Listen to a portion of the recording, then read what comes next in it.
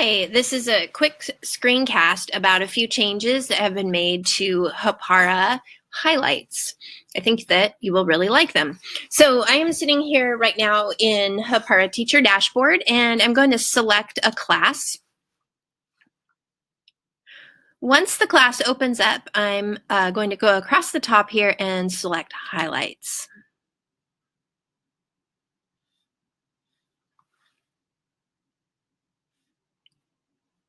So over on the right-hand side, you will see some changes to your options.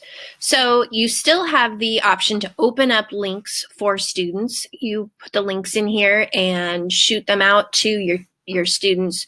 Great for using like a survey or something else where you really want to get them started right away.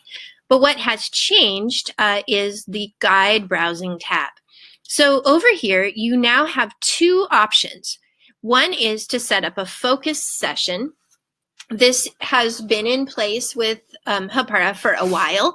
This is where you have identified a couple of websites that you want your students to access, and you don't want them to go anywhere else. The new option is called a filtered session. So this is where students have a lot of freedom, but there are a few websites that you know either you don't want them to go to, or that maybe they cause distraction in your class.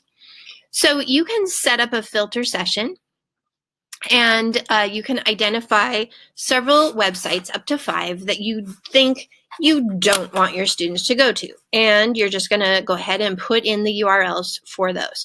So for example, maybe for this particular class, you know that you're not gonna use YouTube for anything in particular, and so you wanna block students from being distracted by that.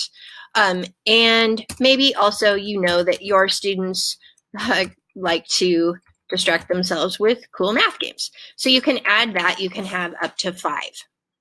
So you can set your session length of time up to 180 minutes. But remember that this filter carries on to your students even after they leave your classroom.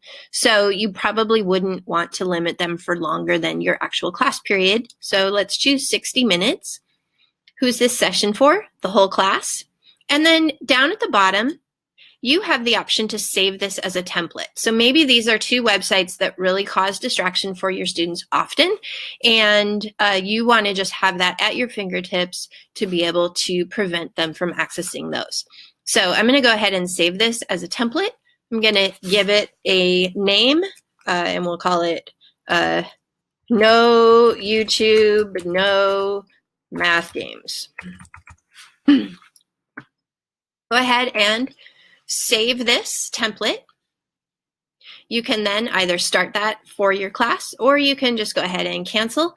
And then later, you could choose that template and apply it to your class on the fly.